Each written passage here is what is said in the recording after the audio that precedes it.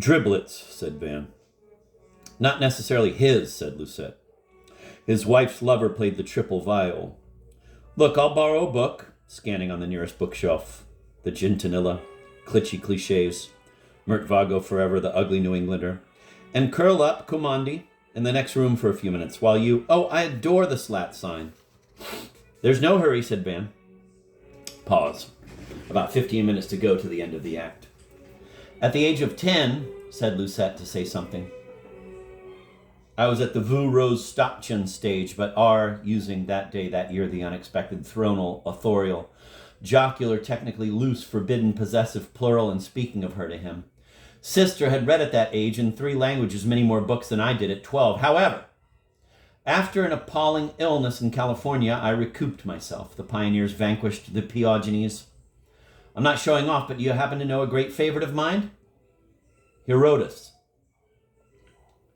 Oh, yes, answered Van negligently. A ribald contemporary of Justinus, the Roman scholar. Yes, great stuff. Blinding blend of subtlety and brilliant coarseness. You read it, dear, in the literal French translation with the Greek en regard, didn't you?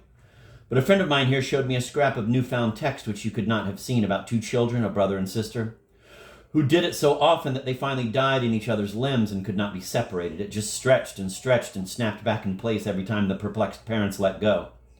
It is all very obscene and very tragic and terribly funny.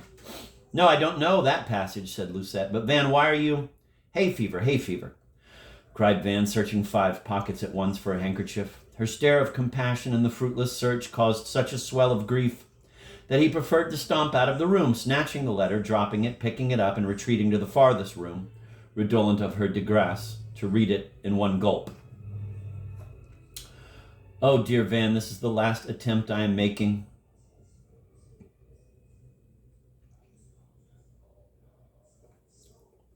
Oh, dear Van, this is the last attempt I am making. You may call it a document in madness or the herb of repentance.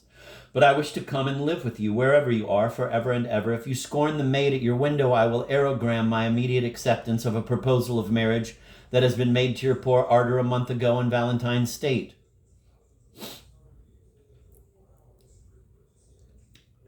He is an Arizonian Russian, decent and gentle, not overbright and not fashionable. The only thing we have in common is a keen interest in many military-looking desert plants, especially various species of agave, hosts of the larvae of the most noble animals in America.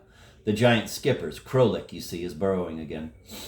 He owns horses and cubistic pictures and oil wells, whatever they are. Our father in hell, who has some too, does not tell me, getting away with off-color allusions, as is his wont. I have told my patient Valentinian that I shall give him a definite answer after consulting the only man I have ever loved or shall love. Try to ring me up tonight. Something is very wrong with the Lador line, but I am assured that the trouble will be grappled with and eliminated before rivertide. Tavoya, Tavoya, Tavoya, thine, A.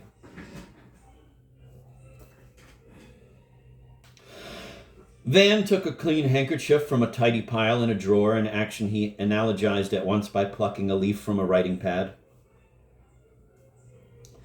It is wonderful how helpful such repetitive rhythms on the part of coincidental, white, rectangular objects can be at such chaotic moments. He wrote a short aerogram and returned to the parlor.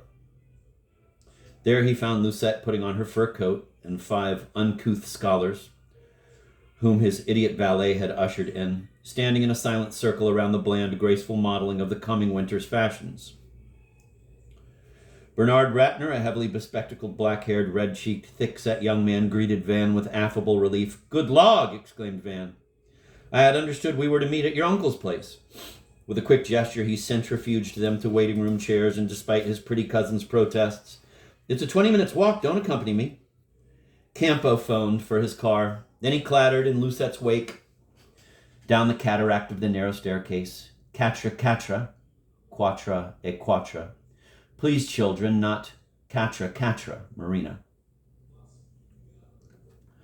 I also know, said Lucette, as if continuing their recent exchange, who he is. She pointed to the inscription, Voltimand Hall, on the brow of the building from which they now emerged. Van gave her a quick glance, but she simply meant the courtier in Hamlet.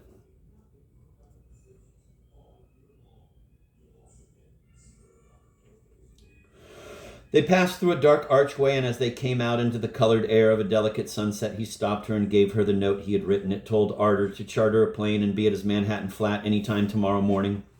He would leave Kingston around midnight by car. He still hoped the Lador Dorophone would be in working order before his departure. Le Chateau que Benate le Dorophone. Anyway, he assumed the aerogram would reach her in a couple of hours. Lucette said, It would first fly to Lador, and if marked urgent, would arrive at sunrise by dazzled messenger, galloping east on the postmaster's flea-bitten nag. Because on Sundays you could not use motorcycles, old local law. L'ivresse de la vitesse. Conceptions dominicales. But even so, she would have ample time to pack, find the box of Dutch crayons Lucette wanted her to bring, if she came, and be in time for breakfast in Cordula's recent bedroom. Neither half-sibling was at her or his best that day.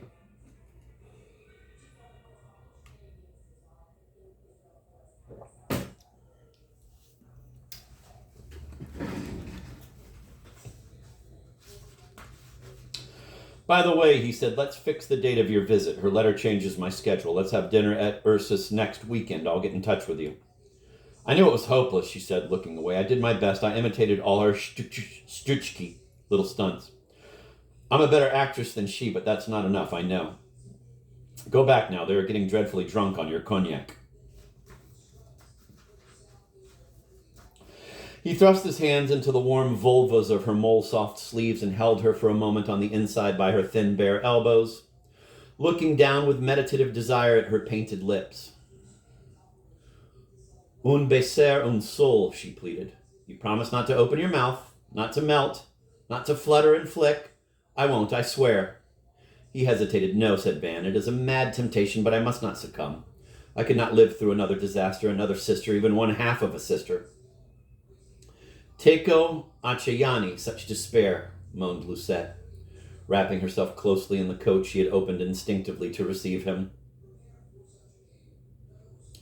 Might it console you to know that I expect only torture from her return, that I regard you as a bird of paradise?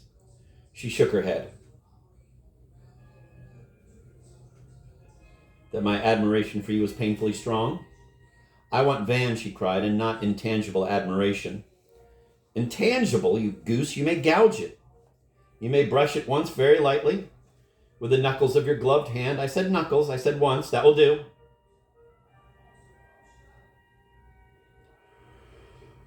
I said knuckles. I said once, that will do. I can't kiss you, not even your burning face. Goodbye, pet. Tell Edmond to take a nap after he returns. I shall need him at 2 a.m. The matter of that important discussion was a comparison of notes regarding a problem that Van was to try to resolve in another way many years later. Several cases of acrophobia had been closely examined at the Kingston Clinic to determine if they were combined with any traces or aspects of time terror. Tests had yielded completely negative results, but what seemed particularly curious was that the only available case of acute chronophobia differed by its very nature, metaphysical flavor, psychological stamp, and so forth, from that of space fear. True, one patient maddened by the touch of time's texture presented too small a sample to compete with a great group of garrulous acrophobes. And readers who have been accusing Van of rashness and folly, in young Ratner's polite terminology, will have a higher opinion of him when they learn that our young investigator did his best not to let Mr. T.T., the chronophobe, be cured too hastily of his rare and important sickness. Van had satisfied himself that it had nothing to do with clocks or calendars, or any measurements or contents of time, while he suspected and hoped, only a discoverer, pure and passionate and profoundly inhuman can hope, that the dread of heights would be found by his colleagues to depend mainly on the misestimation of distances, and that Mr. Arshen, their best acrophobe, who could not step down from a footstool, could be made to step down into space from the top of a tower if persuaded by some optical trick that the fire net spread 50 yards below was a mat 1 inch beneath him.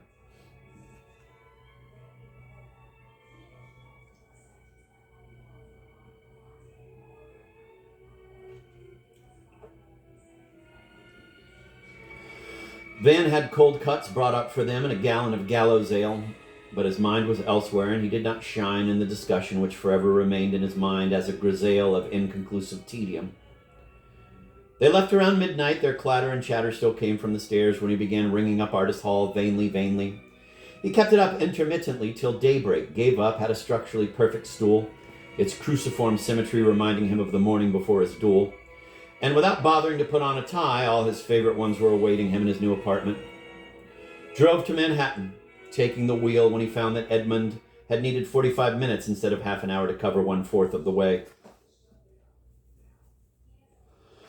All he had wanted to say to Arter over the dumb Doraphone amounted to 3 words in English, contractible to 2 in Russian, to 1.5 in Italian, but Arter was to maintain that his frantic attempts to reach her at Artist Hall only resulted in such a violent rhapsody of, quote, eager, end of quote, that finally the basement boiler gave up and there was no hot water. No water at all, in fact, when she got out of bed, so she pulled on her warmest coat and had Butellin, discreetly rejoicing old Butellin, carry her valises down and drive her to the airport.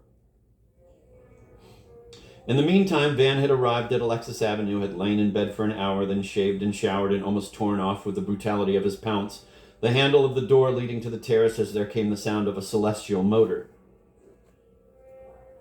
Despite an athletic strength of will, ironization of excessive emotion, and contempt for weepy weaklings,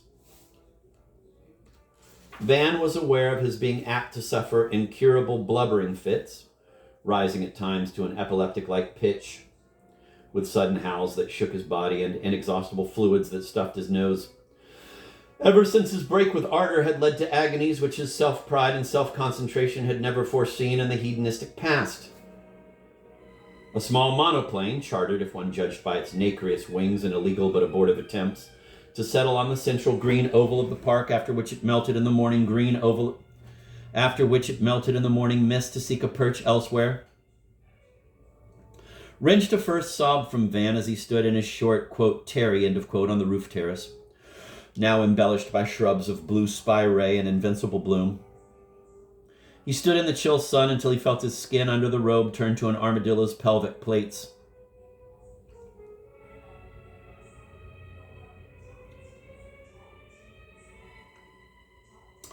Cursing and shaking both fists at breast level, he returned into the warmth of his flat and drank a bottle of champagne, and then rang for Rose, the sportive Negro maid whom he shared in more ways than one with the famous, recently decorated cryptogrammist, Mr. Dean, a perfect gentleman, dwelling on the floor below.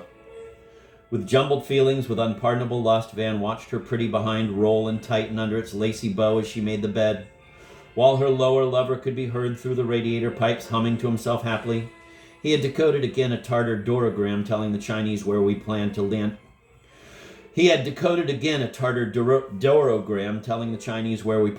Next time. Rose soon finished putting the room in order and flirted off, and the Pandean hum had hardly had time to be replaced, rather artlessly for a person of Dean's profession, by a crescendo of international creaks that a child could decipher, when the hallway bell dingled, and next moment whiter-faced, redder-mouthed 4-year-older Arter stood before a convulsed, already sobbing, ever adolescent Van, her flowing hair blending with dark furs that were even richer than her sister's. He had prepared one of those phrases that sound right in dreams but lame in lucid life, quote, "I saw you circling above me on libellula wings," end of quote. He broke down on Ulla and fell at her feet, at her bare insteps and glossy black glass slippers. Precisely in the same attitude, the same heap of hopeless tenderness,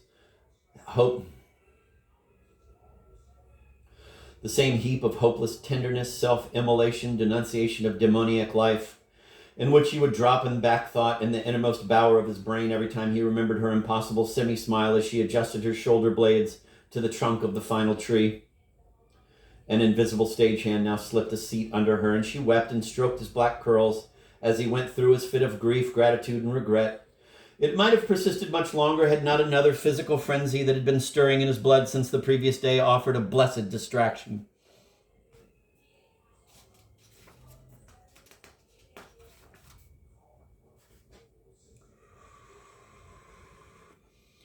As if she had just escaped from a burning palace and a perishing kingdom, she wore over her rumpled nightdress a deep brown, hoar-glossed coat of sea otter fur, the famous Kamchatsky bober of ancient Estonian traders, also known as, quote, Lutro Marina, end of quote, on the Alaska coast. Quote, my natural fur, end of quote, as Marina used to say pleasantly of her own cape, inherited from a Zemsky grandam, when at the dispersal of a winter ball, some lady wearing vizon or koipu or a lowly manteau de castor, beaver, Nemetsky bober, would comment with a rapturous moan on the Babrovaya Shuba, quote, Starnkaya, old little thing, end of quote.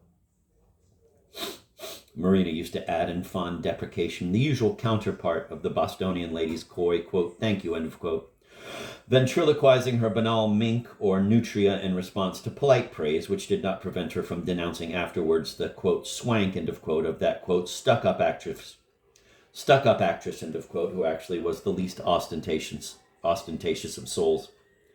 Ardor's Bobry, princely plural of Bober, were a gift from Demon, who, as we know, had lately seen in the western states considerably more of her than he had in eastern Estodiland when she was a child. The bizarre enthusiast had developed the same tin dress for her as he had always had for Van. Its new expression in regard to Ardor looked sufficiently fervid to make watchful fools suspect that old Demon, quote, slept with his niece, end of quote. Actually, he was getting more and more occupied with Spanish girls, who were getting more and more youthful every year until by the end of the century, when he was 60, with hair dyed a midnight blue, his flame had become a difficult nymphette of 10. So little did the world realize the real state of affairs that even Cordula Toback, born Dupre, and Grace Wellington, born Erminin, spoke of Demon Veen with his fashionable goatee and frilled shirt front as, quote, Van's successor, end of quote.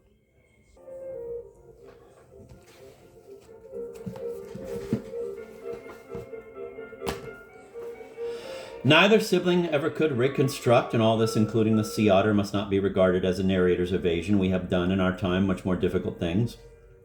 What they said, how they kissed, how they mastered their tears, how he swept her couchward, gallantly proud to manifest his immediate reaction to her being as scantily gowned under her hot furs as she had been when carrying her candle through that magic picture window. After feasting fiercely on her throat and nipples, he was about to proceed to the next stage of demented impatience. But she stopped him, explaining that she must first of all take her morning bath. This indeed was a new ardor, and that, moreover, she expected her luggage would be brought up any moment now by the louts of the Monaco lounge. She had taken the wrong entrance, yet Van had bribed Cordula's devoted janitor to practically carry Ardor upstairs. Quick, quick, said Ardor. Da. Ardor'll be out of the foam in 2 secs. But mad, obstinate Van shed his terry and followed her into the bathroom, where she strained across the low tub to turn on both taps and then bent over to insert the bronze chained plug. It got sucked in by itself, however, while he steadied her lovely lyre. And next moment was that the suede soft root was gripped, was deep between the familiar, incomparable crimson-lined lips. She caught at the twin cock crosses, thus involuntarily increasing the sympathetic volume of the water's noise. And Van emitted a long groan of deliverance, and now their 4 eyes were looking again into the azure brook of Pinedale. And Lucette pushed the door open with a perfunctory knuckle knock and stopped, mesmerized by the sight of Van's hairy rear and the dreadful scar all along his left side. Ardor's hands stopped the water. Luggage was being bumped down all over the flat. I'm not looking, said Lucette idiotically. I only dropped in for my box. Please tip them, pet, said Van, a compulsive tipper. And pass me that towel, added Ardor. But the Ancilla was picking up coins she had spilled in her haste, and Ardor now saw in her turn Van's scarlet ladder of sutures. Oh, my poor darling, she cried, and out of sheer compassion allowed him the repeat performance which Lucette's entrance had threatened to interrupt. I'm not sure I did bring her damned Cranac crayons, said Ardor a moment later, making a frightened frog face. He watched her with a sense of perfect pine-fragrant bliss as she squeezed out spurts of gem-like liquid from a tube of Pensylvestris lotion into the bathwater. Lucette had gone, leaving a curt note with her room number at the Windsor Hotel for Young Ladies. When our 2 lovers, now weak-legged and decently robed, sat down to a beautiful breakfast, artist crisp bacon, artist translucent honey, Brought up in the lift by Valerio, a ginger-haired elderly Roman, always ill-shaven and gloomy, but a dear old boy. He it was who, having procured neat Rose last June, was being paid to keep her strictly for Veen and Dean. What laughs, what tears, what sticky kisses, what a tumult of multitudinous plans, and what safety, what freedom of love, two unrelated gypsy courtesans. A wild girl and a gaudy Lolita, poppy-mouthed and black-downed, picked up in a cafe between Grass and Nice, and another, a part-time model. You have seen her fondling a virile lipstick in Falada ads. Aptly nicknamed Swallowtail by the patrons of a Norfolk Broads Florimore, had both given our hero exactly the same reason, unmentionable in a family chronicle, for considering him absolutely sterile despite his prowesses. Amused by the Hecadian diagnose, Van underwent certain tests, and although poo-pooing the symptom as coincidental, all the doctors agreed that Van Veen might be a dowdy and durable lover, but could never hope for an offspring. How merrily little Ardor clapped her hands. Would she like to stay in this apartment till spring term? He thought in terms of terms now, and then accompany him to Kingston. Or would she prefer to go abroad for a couple of months, anywhere, Patagonia, Angola, Galulu, and the New Zealand mountains, stay in this apartment, so she liked it, except some of Cordula's stuff which should be ejected, as for example that conspicuous Brown Hill alma mater of Alma's left open on poor Vanda's portrait. She had been shot dead by the girlfriend of a girlfriend on a starry night in Ragusa, of all places. It was, Van said, sad.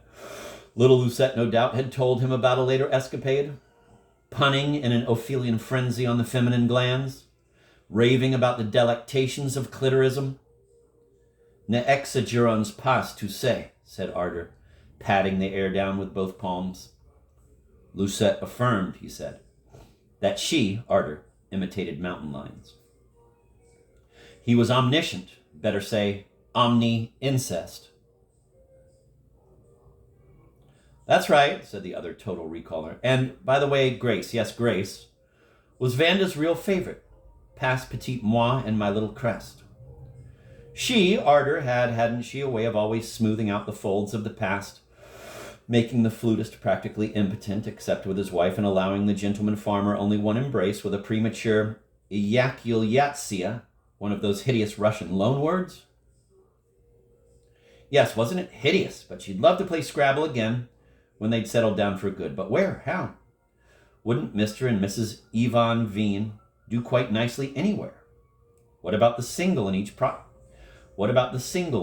passport? They'd go to the nearest consulate and with roars of indignation and or a fabulous bribe, have it corrected to married forever and ever. I'm a good girl.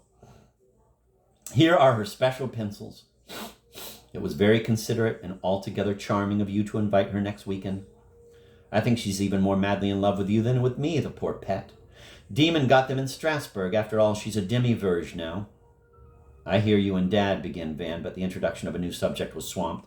And we shan't be afraid of her witnessing our Eabats, pronouncing on purpose with triumphant hooliganism, for which my prose too is praised, the first vowel a la Russe. You do the Puma, he said, but she does to perfection my favorite Viola Sordina. She's a wonderful imitatrix. By the way, and if you're even better, we'll speak about my talents and tricks some other time, said Ardor.